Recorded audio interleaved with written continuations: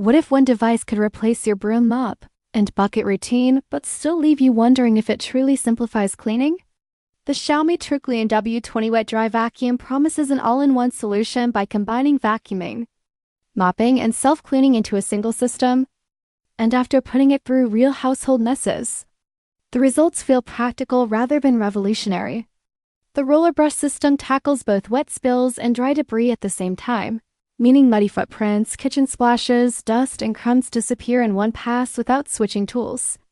On hard floors, it glides smoothly and lifts stubborn grime that usually requires multiple wipes, while the continuous water flow helps prevent streaking.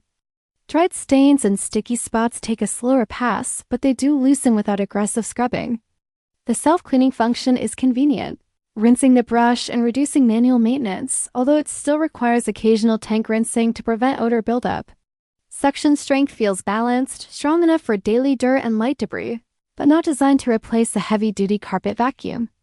Battery life supports typical apartment cleaning sessions, yet larger homes may require mid-clean charging. The dual water tank design keeps clean and dirty water separate, which noticeably improves hygiene and prevents spreading grime across the floor. Noise levels remain moderate, making it usable without becoming disruptive.